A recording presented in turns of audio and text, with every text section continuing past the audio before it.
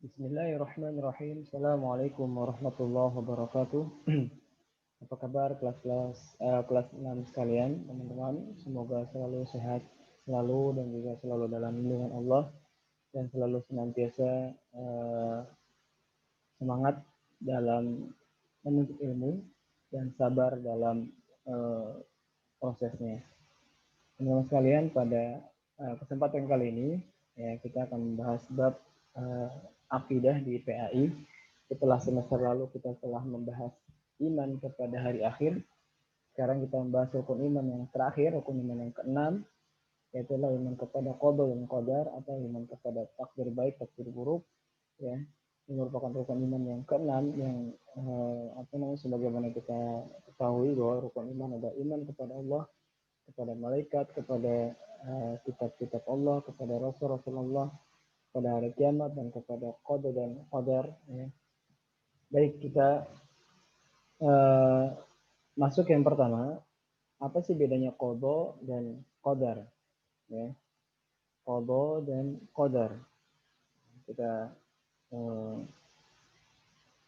ini ya. Apa sih bedanya antara qada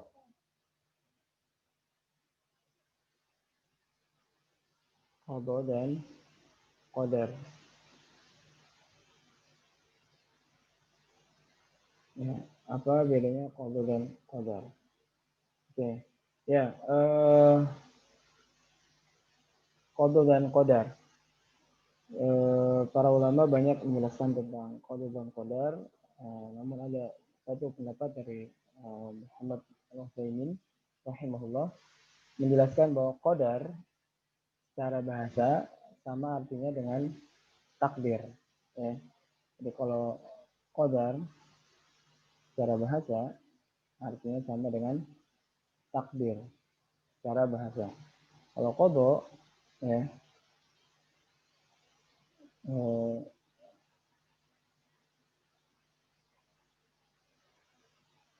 qada secara bahasa artinya ketetapan.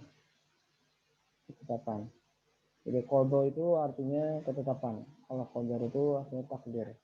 Ya, hukum atau ketetapan. Ketetapan atau hukum. Ini secara bahasa, teman-teman. Ya. Qada artinya ketetapan atau hukum, sedangkan qadar artinya takdir. Namun secara istilah adalah qada jika qada dan qadar masuk dalam istilah kata, jika disebut bersamaan, misalnya bersamaan qada dan qadar, itu disebut bersamaan. Maka kedua kata tersebut saling menjelaskan. Ya, maksud qada adalah qadar, qadar adalah qada. Gitu. Namun jika disebut secara terpisah, maka kedua maknanya sama. Ya, kedua maknanya sama. Nah, para ulama mengatakan qada itu ketetapan umum secara keseluruhan di zaman di mana belum ada apapun yang tercipta selain Allah Subhanahu wa taala. Jadi Allah menetapkan segala sesuatu secara umum, itu disebut dengan qada. Nah, kalau qadar adalah bagian-bagian yang rincian tersebut, ya. Bagian-bagian rincian dari program tersebut. Misalnya, ya, contoh Ustadz gambarkan contohnya, misalnya teman-teman ya ingin membangun, telah menetapkan akan membangun sebuah gedung, ya, sebuah gedung apartemen misalnya, sudah ditetapkan nih sama teman-teman, ya, dengan bangunan misalnya 5 lantai, ya. Teman-teman membangun gedung 5 lantai, ya, dengan beberapa ruangan gitu ya. Nah, ini disebut dengan qada, ya. Ketika teman-teman menetapkan ini, ya, ini namanya adalah qada. Gitu. Nah, paham ya? Sampai sini paham ya? Jadi ketika teman-teman menetapkan akan membuat sebuah gedung, ya, dengan sekian lantai, ya, dengan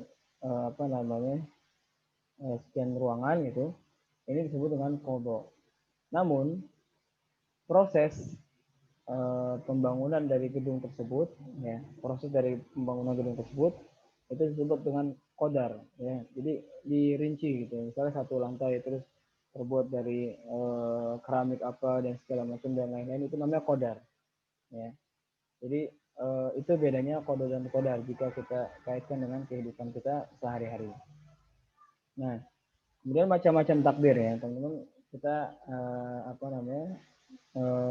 Takdir itu ada 5 macam, ya. Ada macam-macam takdir. Yang pertama adalah takdir eh, takdir umum. Jadi mencakup segala yang ada. Takdir ini telah dicatat di Lauhul Mahfuz, tempat bagaimana Allah mencatat takdir-takdir, ya.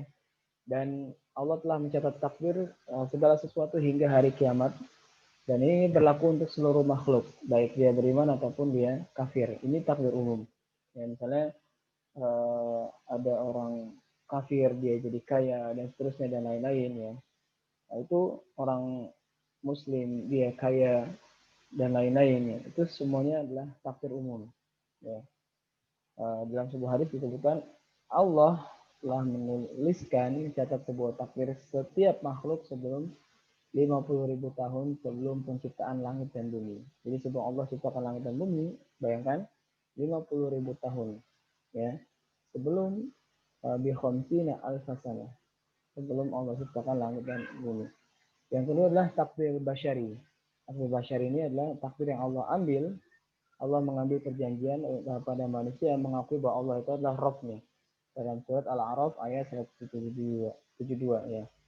Nah, ketika Allah mengatakan alastu bi rabbikum qalu bala syahidina. Allah mengambil janji dari kita semua manusia. Allah berkata, bukankah Allah aku ini Rabbmu? Kata mereka, bala, benar engkau adalah Rabb kami, syahidina. Kami menjadi saksi. Kami katakan demikian agar di akhirat nanti, di hari kiamat nanti, kami tidak berkata sesungguhnya kami Bani Adam adalah orang-orang yang lengah terhadap ini. Artinya keesaan Allah. Jadi di dalam rahim, ya, apa namanya, kita sudah diambil kesaksiannya bahwa kita mengaku bahwa Allah adalah Rabb kita. Itu takdir basyari namanya. Itu tidak bisa dipungkiri, itu semuanya merasakan itu. Yang ketiga adalah takdir umri. Ya, takdir umri itu adalah takdir perkara-perkara yang mengenai 4 hal ketika kita ditiupkan ruh dalam janin ibu kita di usia 4 bulan, ya, atau di usia kurang lebih 40 hari yang ketiga gitu. Malaikat diutus niupkan ruh kepada kita, diperintahkan menetapkan 4 hal: rezekinya, ajalnya, amalnya, dan juga syaqiyun au sa'idun, sebuah keburukan ataupun kebahagiaan kita. Yang keempat, takdir tahunan, yaitu takdir yang Allah tetapkan pada Lailatul Qadar, ya. Tiap tahun ada, itu Allah tetapkan, ya. Fiha yafruqu kullu amrin hakim. Pada malam itu dijelaskan segala urusan yang penuh hikmah.